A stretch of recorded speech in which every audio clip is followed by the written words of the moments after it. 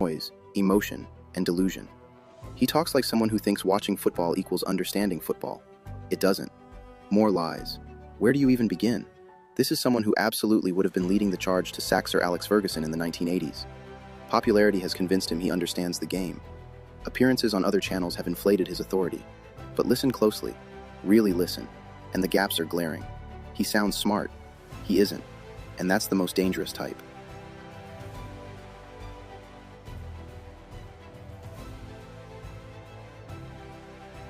Now let's talk about Matt Goldbridge. This is not rage, this is calculation. From one side of his mouth, I'm not saying Amorim out. From the other, but questions must be asked. But the pressure is mounting, but performances are unacceptable. That's subliminal Amorim out. It gives plausible deniability. It fuels doubt. It satisfies both sides. That's not honesty, that's content management. Say it straight, or don't say it at all. Here's a reality check that will upset some people.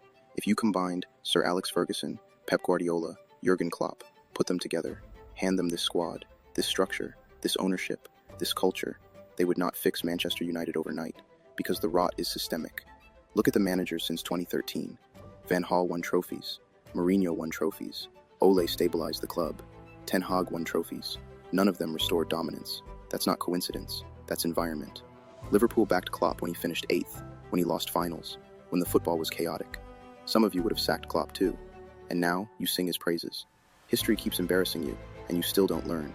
Now we're here again. Disgusting. Ole Gunnar Solskjaer all over again. Romanticism, comfort, familiarity. The Bible says a dog returns to its vomit.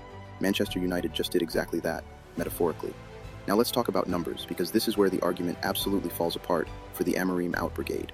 Because when you strip away emotion, thumbnails, and rage farming, the data was pointing in the right direction. One of the clearest indicators of progress in modern football is expected goals, XG. Not vibes, not narratives, not eye test nonsense. XG tells you whether a team is creating quality chances consistently. And under Ruben Amorim this season, Manchester United's attacking XG improved noticeably. Not marginally, noticeably. United were generating more high-quality chances per game than in previous seasons, despite the fact that we did not sign a single world-class title-winning attacker. Let that sink in. Who did we sign? Bryan Mbeumo, Mateus Cunha. Good players, useful players, hard-working players. But let's not lie to ourselves. They came from mid-table mediocre teams. They are not Ballon d'Or contenders. They are not serial title winners. And yet, with those players, the team's XG output moved closer to clubs like Arsenal and Manchester City than it had any right to. Not equal, don't twist my words, but closer. When you look at XG trends this season, Manchester City remain elite because they've had Pep, continuity, and squad stability. Arsenal have climbed steadily after years of Arteta pain. Aston Villa improved dramatically under Emery, after time. And Manchester United? United were no longer miles off. They were in the conversation zone, despite chaos elsewhere. That does not happen by accident. That does not happen with a clueless manager. That does not happen if the system isn't working. It happens when a coach is building a repeatable attacking structure. This is the part some of these fan channels do not understand at all. XG is a leading indicator. It tells you, are chances being created? Is chance quality improving? Is the system putting players in scoring positions? Finishing fluctuates. Confidence fluctuates. Injuries fluctuate. Structure does not, if you stick with it. Amorim had structure. Now here comes the predictable response. But the defense? Yes, the defense had issues. So what? Defensive problems are easier to coach, easier to fix with time and when injured players return, easier to address with targeted recruitment, especially when the attacking base is already improving. You don't blow up a rebuild because one side of the pitch needs work. You layer fixes. That's how every successful project works.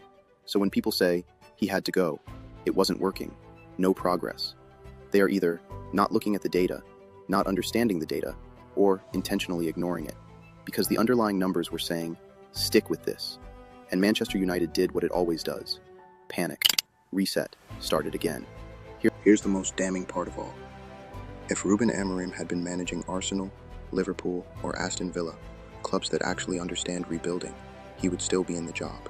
But Manchester United is addicted to short-term comfort, familiar names that never worked in the past, quick fixes, and that addiction keeps killing progress. Let me shout out real ones. Maddie FC, Footy with an Edge, Stretford N Channel, Stephen Howson. These are people who understand context, history, patience, standards. They don't farm outrage. They don't panic weekly. They think. That's what real support looks like. And finally, To the ex-Manchester United players, especially the legends, Paul Scholes, Nicky Butt, and sometimes Roy Keane, I haven't forgotten you, but I've stopped listening. You will get your own video, separate, direct. I will be making separate videos addressing rants and bants, more lies, because they irk me the most. Manchester United didn't fail because of Ruben Amorim. Manchester United failed because it refuses to endure pain long enough to heal. And until that changes, no manager will succeed. That's the truth. Uncomfortable, unfiltered, unavoidable. But until then, keep Amorim's name out of your mouths.